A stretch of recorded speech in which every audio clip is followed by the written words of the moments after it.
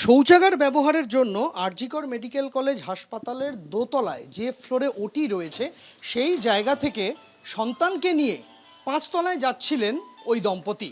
কিন্তু পাঁচতলায় যাওয়ার পরিবর্তে এইভাবেই লিফট সরাসরি নেমে চলে আসে বেসমেন্টে। এখন যে লিফট রয়েছে আরজিকর মেডিকেল কলেজ হাসপাতালে আর পাঁচটা লিফটের মতো এখানেও ঠিক দু ধরনের দরজা রয়েছে। যে লিফট আমরা দেখাচ্ছি এই লিফট পুরনো আমলের, যেখানে এরকম কোল্যাপসিবল গেট রয়েছে। একটি গেট বন্ধ করলে লিফটের যে নিরাপত্তা সেটা সুনিশ্চিত হলো, আর আরেকটি দরজা যেটা রয়েছে বাইরের দিকে, যেটা বন্ধ করলে লিফট চলে গেলেও বাইরে থেকে আর কেউ ভেতরে আসতে পারবেন না। কিন্তু হয়েছিল ঠিক উল্টোটা। লিফট সরাসরি যখন পাঁচতলা থেকে চলে এলো বেসমেন্টে, তখন তিনজনই ভেবেছিলেন এবার হয়তো একটা আশার আলো দেখা যাবে। কিন্তু বেসমেন্টে লিফটের দরজা খুলতেই দেখা গেল সামনে রয়েছে এরকম একটা প্রমাণ সাইজের গ্রিল, যেটা আবার তালাবন্ধ অবস্থায় রয়েছে, যেটা কোনোভাবেই খোলা সম্ভব নয়। আর এই গ্রিল এবং লিফটের পিছনের যে দেওয়াল অর্থাৎ দরজাটা, তার মাঝখানের এই অল্প একটু জায়গা, এক বিঘে জায়গা, সেখানেই তিনজনকে দাঁড়িয়ে থাকতে হয়। তিনজনই ঠিক করেছিলেন যে আর কোনোভাবে লিফটের ভেতরে ঢুকবেন না। তার কারণ যদি আর লিফট ওপর থেকে নিচে না নামে বা নিচ থেকে ওপরের দিকে না যায়, তাই এই অল্প পরিসর জায়গার মধ্যেই তারা দাঁড়িয়ে থাকার সিদ্ধান্ত নেন। আর এটাই হয়ে যায় তাদের কাল। সব জায়গাতেই লিফটের দুটি দরজা থাকে।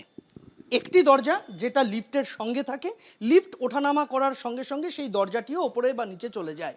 কিন্তু আরেকটি দরজা থাকে যেটা বাইরে থেকে কেউ লিফটের ভেতরে যে টানেল রয়েছে তাতে পড়ে না যায় সেটাকে নিশ্চিত করে।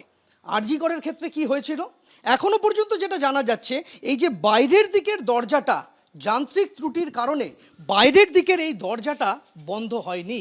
দরজা ছিল কিন্তু সেটা বন্ধ হয়নি। তার ফলে এই দরজা এবং বাইরের থেকে যে গ্রিল, যেটা তালাবন্ধ অবস্থায়, তার মাঝের অল্প জায়গাটুকুর মধ্যে ওই তিনজন দাঁড়িয়েছিলেন। এবার লিফট যখন ওপরে উঠতে শুরু করলো, তখন নিজের 4 বছরের সন্তানকে নিয়ে মা পড়ে গেলেন লিফটের ভেতরের টানেলে। আর দুটি দরজার মাঝখানে কোনোভাবে আটকে গিয়েছিল ওই হতভাগ্য ব্যক্তির শরীরের কোনো অংশ, হতে পারে জামা অথবা কাপড়ের কোনো অংশ, সেটা তাকে টানতে টানতে ওপর দিকে নিয়ে যেতে শুরু করে। এবং কিছু দূর গিয়ে লিফটের যে আমরা দেখতে পাচ্ছি, লিফটের যে টানেল অর্থাৎ যে দেয়াল রয়েছে, সেই দেওয়াল এবং লিফটের যে কাঠামো, তার মাঝখানের যে অল্প একটু ফাঁকা জায়গা, সেই জায়গা দিয়ে টেনে হিঁচড়ে তাকে নিয়ে লিফট উঠতে শুরু করে ওপর দিকে। কিন্তু বেশি দূর উঠতে পারে না লিফট। কিছুটা যাওয়ার পরই একেবারে সবেগে ওপর থেকে ওই ব্যক্তি তিনি আছড়ে পড়েন লিফটের ভেতরে, এই যে টানেলের নিচের অংশ রয়েছে, যেখানে ওই মুহূর্তে নিজের সন্তানকে নিয়ে বসেছিলেন ওই মহিলা। তার স্বামীর প্রায় অচৈতন্য দেহ তার ওপরে আছড়ে পড়ে এবং এই জায়গাতে তাদেরকে টানা 1 ঘন্টারও বেশি সময় কোনো রকম কারুর সাহায্য না পেয়ে কাটাতে হয়।